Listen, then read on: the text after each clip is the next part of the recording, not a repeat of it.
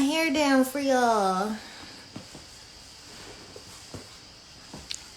Happy Women Wednesdays.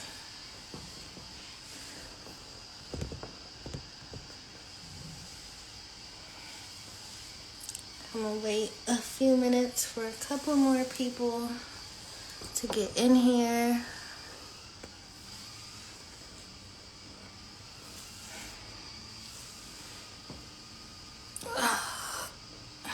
Yes.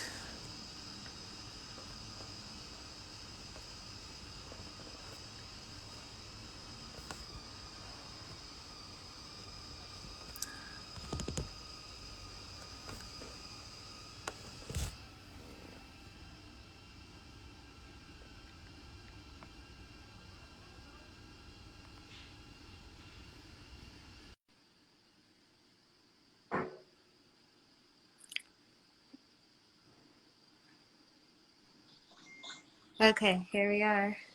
Hello, 1 second. Are you able to see me? Yes. Can you see me? Okay. I can see, but I can't see myself. Wait. Uh, I'm blocked by this bar here. Let's see. Am I supposed to? Are you still there, Soul? Yes. Are you able to see me? Yes, I can see you. Oh boy. Well, that's great. You can see me. I'm trying to see you.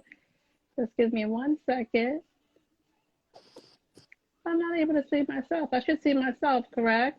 Yes. At the bottom, or maybe, yeah. Yes. Yes, the bottom. I'm clicking go live with Everybody, Whitman-Walker. Everyone's able to see me? yes. Oh boy. Well, I sure hope I look appropriate at this moment because I cannot see myself. You This look this will good. be interesting interview. I cannot see myself, but that's the show role. How are you? I am doing well, thank you. How are you? I'm good. Why don't we just start off by introducing ourselves? For Okay. all who do not know, or those of you who do, my name is Soul. I'm one of the social media influencers for Whitman-Walker Health, as well as an art educator for the Cultural Center, The Corner. And I'm joined here by Pia.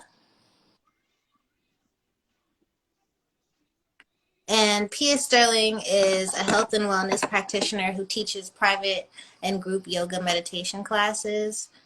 She's particularly interested in providing students with yoga tools that will allow them to develop body, mind, spirit connections on and off the yoga mat. She views yoga as a modality that helps people make positive and sustainable life changes. So thank you so much for joining. Yes, well, I'm excited to be here. Thank you so much, Soul.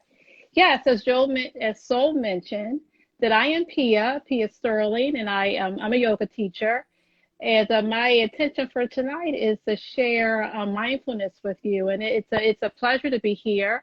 I'm here on behalf of my sorors of the Washington D.C. Alumni Chapter of Delta Sigma Theta. I'm a member of the Baltimore County Alumni Chapter.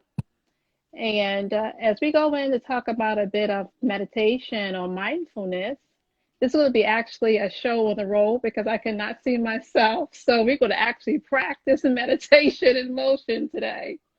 Yes. So how would you like me to start? Why don't we just start with some meditation? Maybe. Okay. Okay. Awesome. So to start with meditation, I will ask you to find yourself in a comfortable seating position. I'm in a chair. If you're sitting in a chair, you can, if you have papers in the way, just move those papers out the way. And I invite you to plant your feet firmly in the chair. And we'll do a couple, we're going to do some breathing, and then we're going to go into a meditation to get us grounded for today's live IG program together. How about that? Yeah, I'm All ready. right. You're ready? Okay. So as you're grounded in your feet on the floor, I'm going to invite you to either gaze down at the floor or to gently close your eyes and place your right hand on your navel center and your left hand on your heart center. And begin to inhale. I'm going to close my eyes and ask you to follow me. I'm going to inhale. And as I inhale through my nose, I'm allowing my belly to grow large as if there's a balloon there. And I'm going to grow tall as if there's a string from the crown of the head to the ceiling. And then I'm going to exhale. Open your mouth and just exhale. Feel that navel center begin to move in towards the spine. Inhale once again.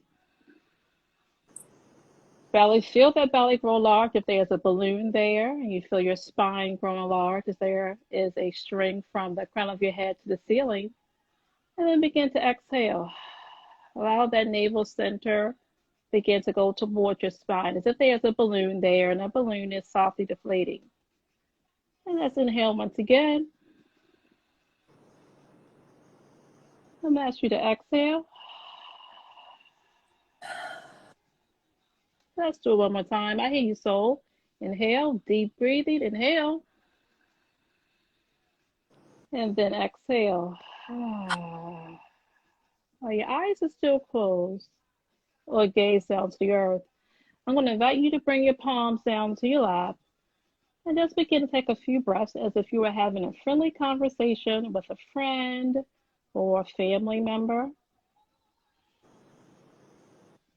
Take a few more breaths.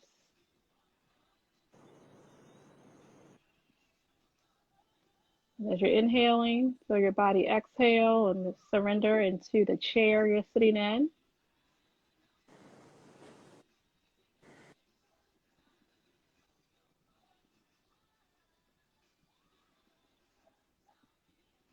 We're going to close out this breathing with a few affirmations.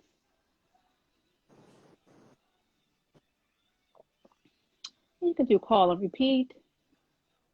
I am enough. I am enough. I am at peace. I am at peace. I am free to be me. I am free to be me. I remain in a state of grace and gratefulness. I remain a state of grace and gracefulness. And one more time. I am enough. I am enough. I am at peace. I am at peace. I am free to be me. I am free to be me. And I remain in a state of grace and gratefulness. And I remain in a state of grace and gratefulness. So I'm going to send everyone who's chiming in tonight love, compassion, and grace as we ease into this IG with soul tonight. Let's take a few moments and see how that landed on you.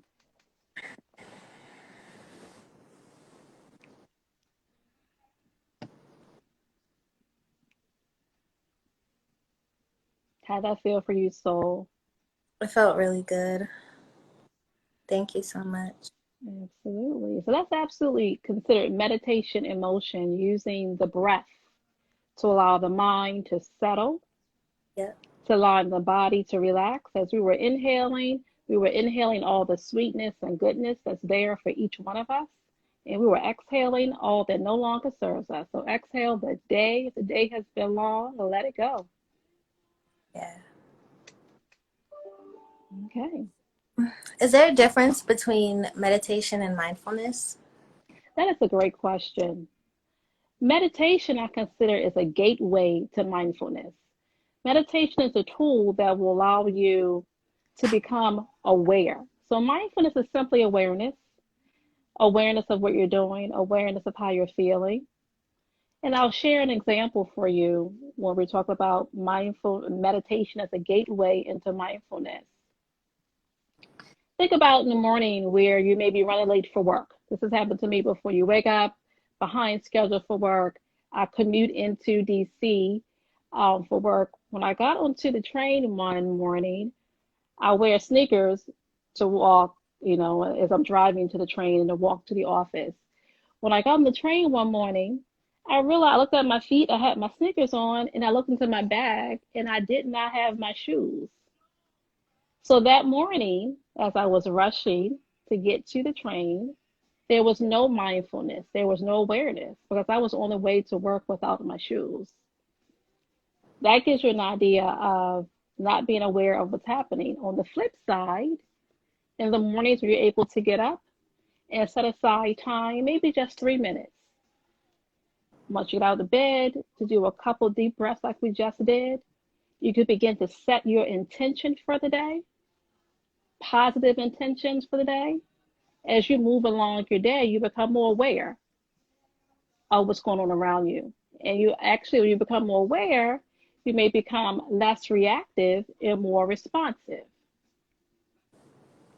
Share another example. Have you ever found yourself maybe in a conversation with someone and a conversation may go left? It may not be a positive conversation, and you realize, how did I get there? How did I allow the energy of the other person to bring me down? When you begin to practice the breathing, the meditation, it allows you to know your triggers. If someone says something to you that could be a trigger, it gives you the opportunity to readjust what you may say. It may even give you opportunity to say, you know what, I think it's best if I walk away at this time and regroup myself. So you don't find yourself in a conversation that could be agitated for you and begin to trigger parts of you that may not be the best part of you. Yeah. Thank you so much for sharing that. Can I ask how you got into practicing mindfulness and meditation? Yes, I lived in New York for a number of years after graduate school. And in New York City, there is always something going on. The hustle and bustle you can see. And there's also like an undercurrent of hustling and bustling. Uh-huh. And I actually went to one of my doctors. When I went to one of my doctor visits, I was just saying that I was really, I'm holding my ears. I have my AirPods in. It's like they may slip out. And I was just saying that, I felt stressed. I felt anxious on a regular basis. And he actually recommended for me to learn meditation. And I had a one-on-one meditation class with a master meditation teacher. It was an African American woman. My doctor was an African American doctor. And so that's how I actually got into meditation. So the awareness of that anxiety just didn't feel well. And that addressed that concern that I had. And you found it helpful? I sure did. I found it. Now, I will say the first time I learned meditation, it was very different for me. As a matter of fact, when I went to the meditation teacher, I said, is this going to interfere with my religion? I'm a Christian. This meditation thing, what is this? She was like, oh, no, honey, just sit right here. We were right in New York City apartment, in her apartment, in the living room, and she shared with me, no, this is not going to interfere with your Christianity or your religion. And so the first time I learned, it took me a while, and I had weekly sessions with her, and now I find it to be such a tool. We talk about in my toolkit, so that I know the days when I do not set out time in the morning to center myself with meditation, which leads into mindfulness. My day sometimes does not go as I would like it to go, or I could be easily agitated in other scenarios where I do set the time out in the morning to ground myself. I can flow a lot easier through the day. Like right now, where I cannot see myself, I'm just going to smile this off. No, you still good and appropriate, and here and sharing space with you. Thank you. Your practice with mindfulness and meditation move you into doing yoga? That is a great question. Matter of fact, yoga was another tool that I understood, that I learned, that helps out with anxiety, helps out with stress. Living in New York City, I went to New York City right out of graduate school, and I worked in the Wall Street area. So when I went there, it was all about, I have to prove myself. I have to let these people know that I know what I'm talking about, and like yada, yada, yada, yada. So that's what I was saying to them. And along with the meditation, the same doctor recommended, oh, why don't you take yoga? And I actually went to a yoga class with one of my line sisters at the gym that she and I belong to. And I'll tell you, so when I walked into that yoga class, they were chanting, and I was like, oh, these people are weird. I just started laughing in the class. I started giggling in the class because I wasn't ready for it. So my line sister was like, oh, P, I think we need to leave. So we actually did not stay for the entire class. And that was probably in the late 90s when I went to that yoga class. And I didn't stay. I said they were weird. And I'm saying that word for a purpose. I said, these people are weirdos. Well, fast forward 7 years later, I said, I'm going to try this again. And I didn't do yoga at a gym. I did yoga at a yoga studio, and I just fell in love with it. So I jokingly say that I'm an ambassador for the weirdos now because I love yoga. It's something that it just is juicy, allows me to do the meditation part of yoga, the movement of yoga.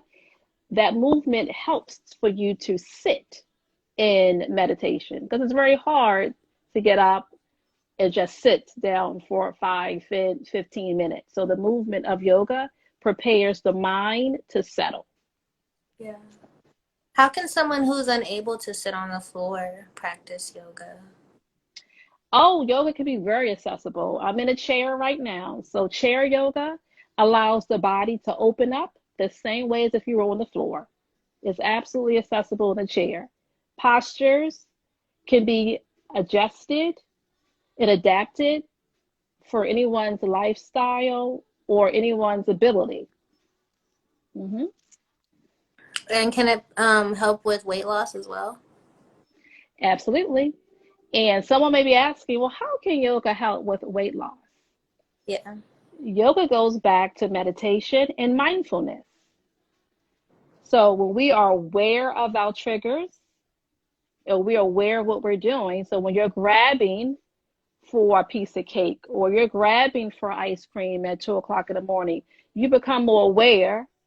You respond to what your body needs, but you're not as reactive.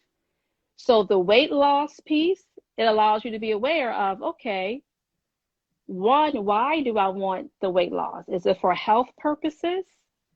Or do I want the weight loss because it's how others view me? So that mindfulness gets deep. It allows you to become true to who you are. And Yeah. so once you're able to figure out why weight loss is important, that mindfulness, that meditation brings into your system will allow you to make the appropriate adjustments to meet your goals. Yes. I was doing mindfulness and meditation with another person named Dee on Fridays every Oh, day. nice. Well, every third Fridays of the month, and I have Okay. that time with her. And this is bringing me back to that moment. So I just want to thank you again for sharing this space because it's what I needed to hear and talk about. Oh, wow. Thank you so much for sharing that. How was your experience? How was your experience with Dee? With you, with Dee? Uh-huh. Oh my gosh, it was amazing. Um,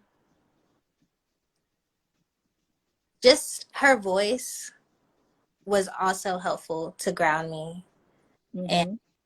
the way that she guided me. Oh, wow.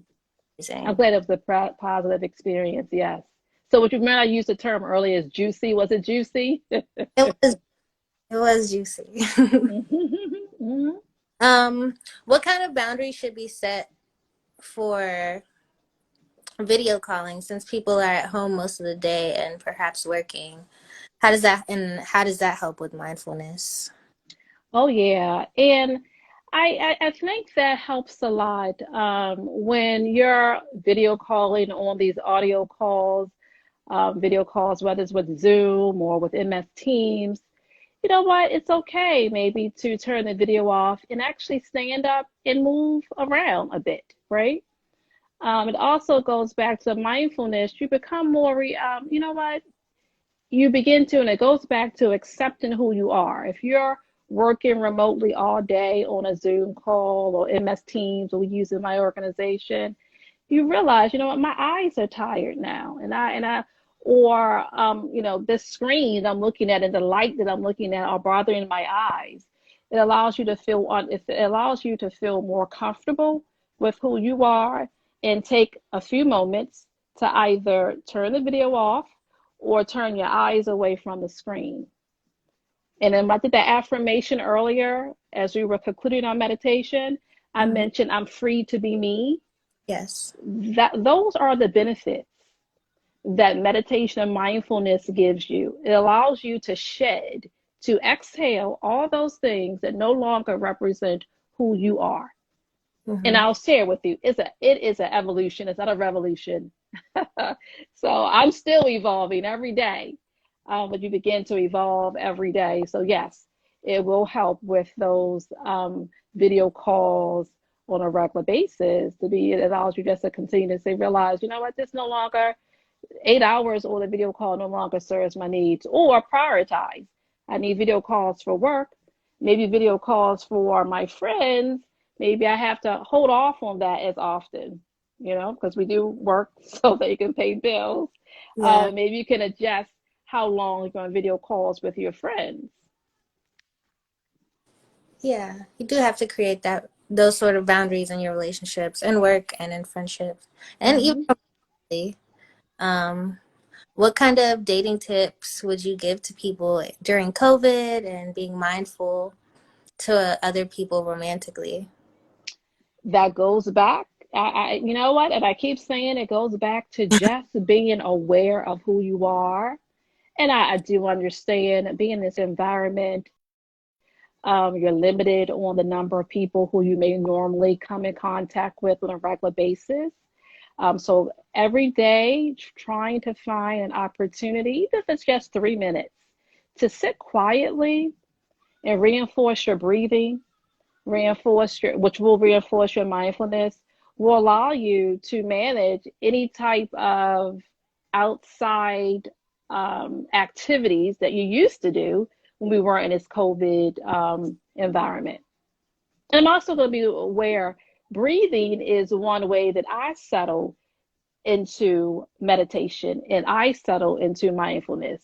However, meditation can be even washing dishes. I know everyone complains, I don't want to wash dishes, but even washing dishes, that repetitive movement, and I'm using my hand like this is like a washcloth and a plate, washing the plate. The weather is getting nice with spring coming. Gardening outside can be meditative. Um, Going to the track, I like going to the track and jogging and walking. That can be very meditative, where you're able to allow things in your mind to kind of sit on a bookshelf for a while.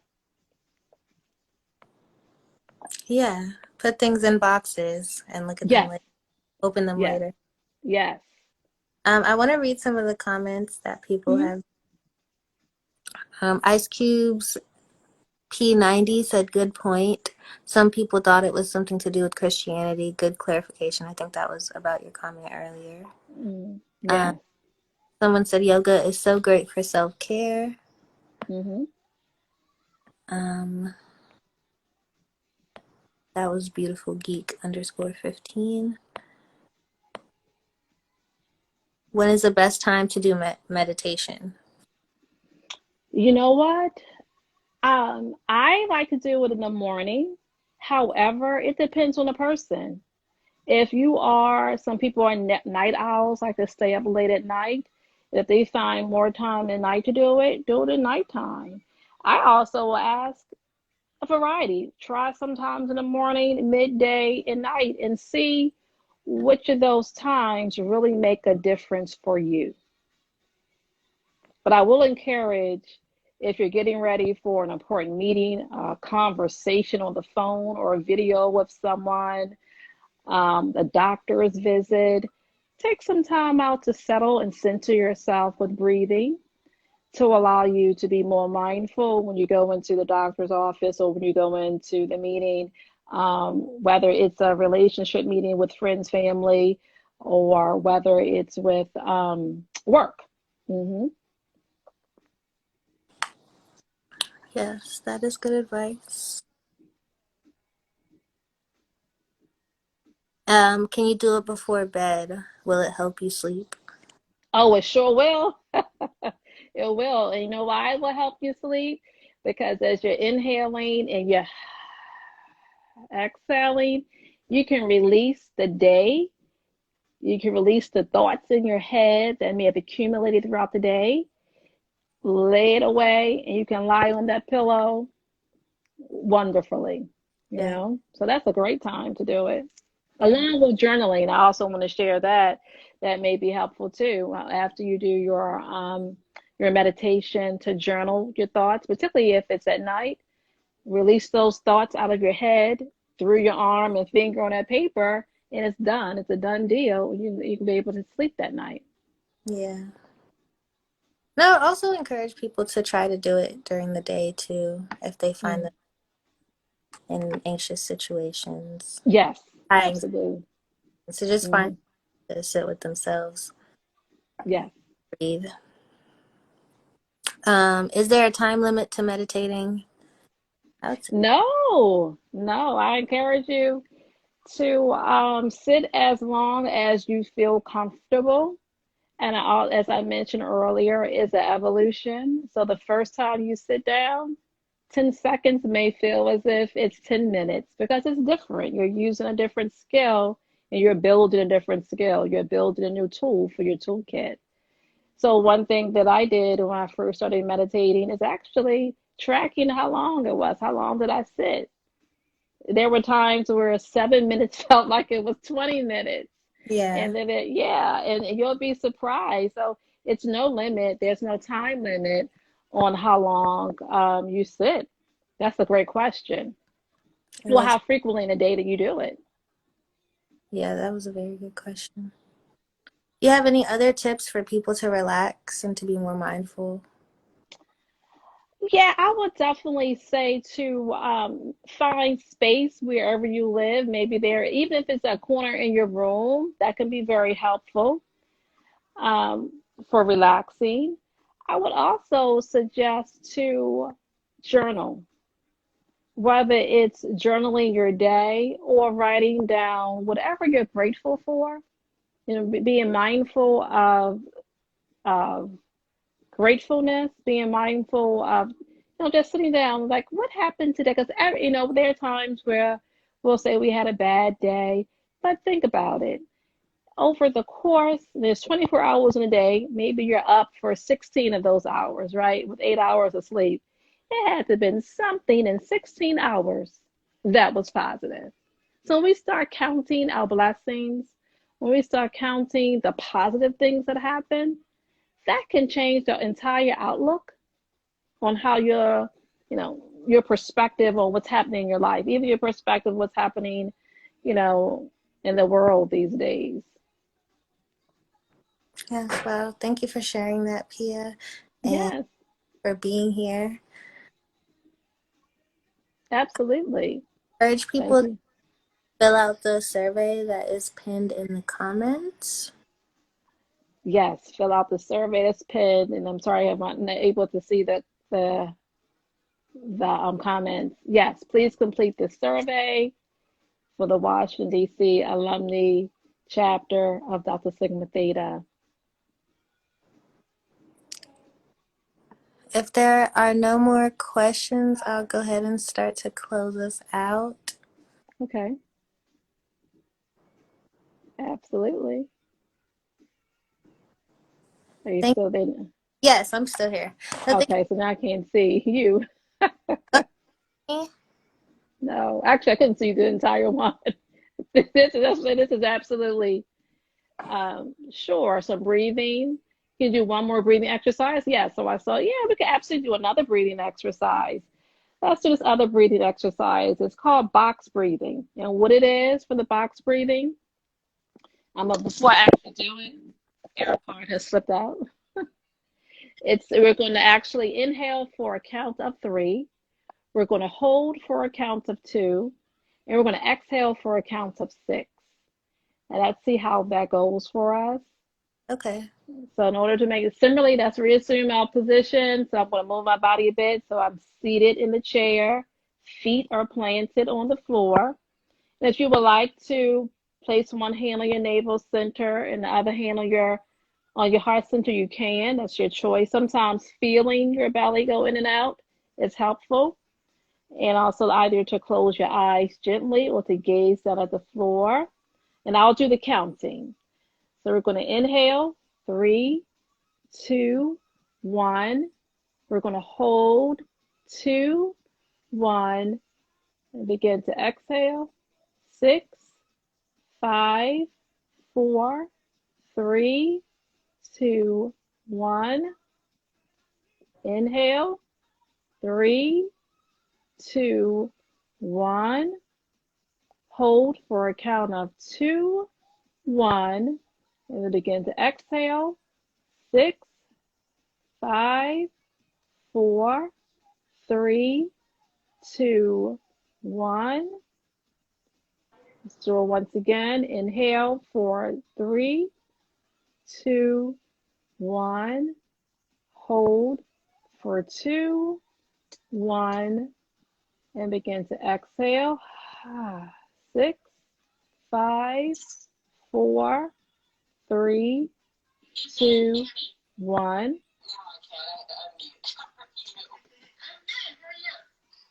One. I am so sorry. I thought I lowered something because you probably can hear this 1 second, so it'll go anywhere. I thought I muted this information. The work schedule is just crazy. Imagine, it's crazy. It's been crazy for you for a long. All right, I'm back. Thank you so much. I have another computer and I'm back. Thank you. No Are you problem. still there? So yeah, and we can do a few. Do you want to do a few chair movements for yoga before we close out? Yes. Okay. Because very often when we wake up in the morning or before I come home from work or midday, now that we're working remotely, before I go into my breathing and meditation, I'll do some movements. So let's come back seated in a chair. And this is making yoga accessible. Remember you asked the question, if you're unable to sit on the floor, how can you do it in a chair, Yes. a sofa? So I'm sitting in a chair. We can actually start stretching our sides. So I invite you to inhale your arms up. Exhale your arms down. Inhale, arms up. Exhale down.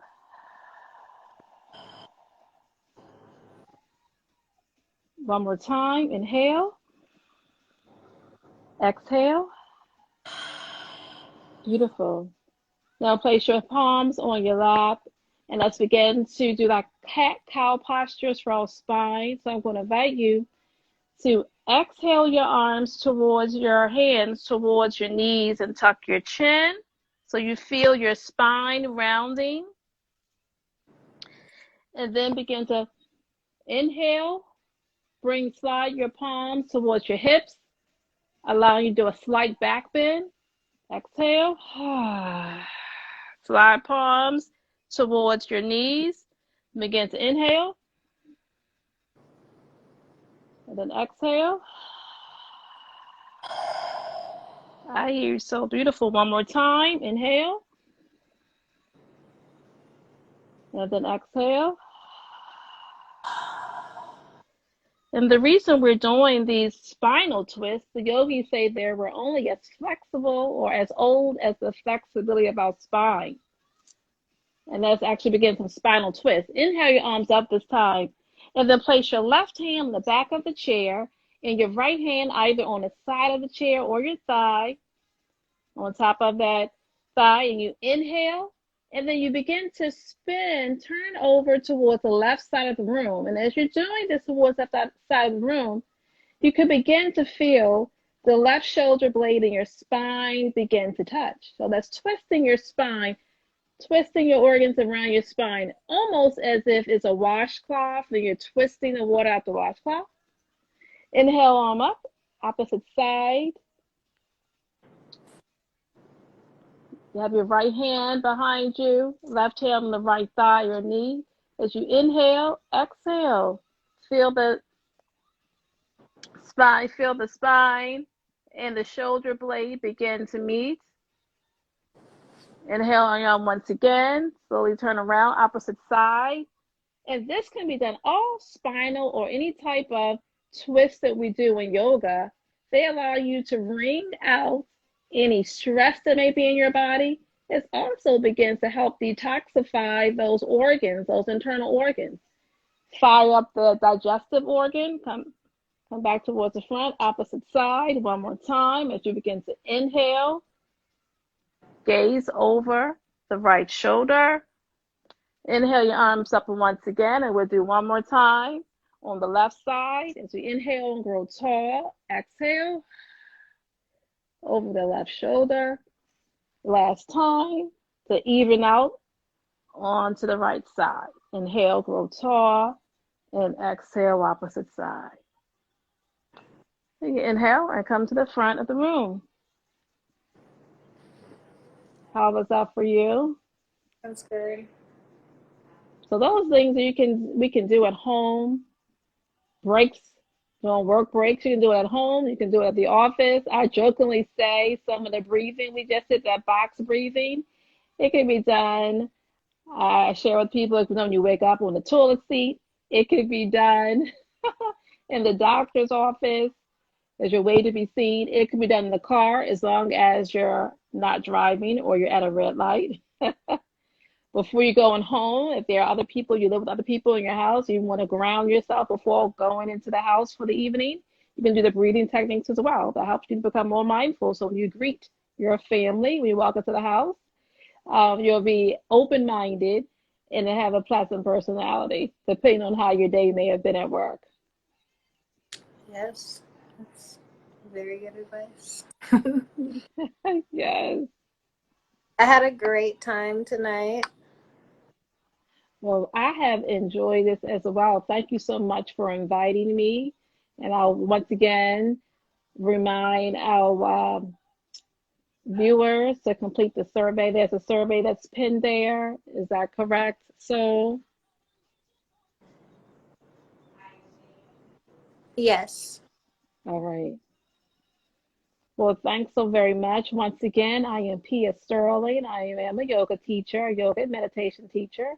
If you'd like to learn more about what I do, I teach private and group yoga and meditation classes. My Instagram page is Grateful Yogi. Grateful, Grateful, Yogi, Yogi, one word. Thanks so much, Soul. Sending you all the best. Yes, thank you so much for joining us. Thank you. The DC Alumni Chapter of the International Awareness and Involvement Committee and the Journey to Wellness of Delta Sigma Theta Sorority Incorporated. In this awesome effort, please take the time to continue to complete their survey. I'm sorry. And join them every Wednesday at 6:30. Every first Wednesday at 6:30 for keeping our minds and bodies safe. The next and last session. Thank you. And follow them at WDCACDST on Facebook, Twitter, and IG. Thank y'all so much for tuning in. Here are a few reminders. Whitman-Walker is open for free HIV/STI testing by appointment at our Liz location in Northwest DC and our MRC location in Southeast DC. To make an appointment, you can call 202-797-4439. Remember that social distancing is a way to reduce the amount of COVID-19 community transmission. It deliberately increases the physical space between people to avoid spreading the illness, especially around this time when it's getting warm outside. And people want to go out. So just make sure that you're staying at least 6 feet away from other people when possible. Wear a mask in public. Avoid places with large crowds. Encourage working from home if possible. Speak with loved ones over the phone or FaceTime instead of in person. Social distancing is caring for your community. Stay up to date on local, state, and national guidelines for testing, quarantine, and general safety. Make sure you're washing your hands for at least 20 seconds at a time and staying home if you don't feel well. Compared to other states, DC, Maryland, and Virginia are doing well at getting vaccines into arms. So DC is doing particularly well, and it's had 9% of the city receive the first dose and 3% of the city receive the second dose. But only 2% of the country and 3% of DC is fully vaccinated, so that's not a lot. The rollout has been really slow. President Biden has announced major plans to get 100 million doses in American arms for his first 100 days in office, and that's by the end of April or so. So that would be an incredible feat, but some experts also argue that it's not moving quickly enough, and if we want to get back to normal by the end of the summer. So if you're interested in getting the vaccine, please be sure to check in on your local listings to see when the vaccine is available to you and do the research that you need to do to feel more secure in your decision. We are also going to start the bag series tonight at 7:30. Feel free to click the link in the Whitman-Walker bio and join us on Zoom to RSVP. And you can also join us March 9th and March 23rd for our panel with the corner with June Crenshaw, Dee McGreeny, and Papaya Man. We're going to be celebrating Black queer women in DC, and it's going to be an amazing event. So don't forget to join us. Thank you all so much for tuning in. Don't forget to follow Whitman-Walker and at Real Talk DC _ as well as The Corner DC for more information on the panel and more things to come. Thank you. Thank you.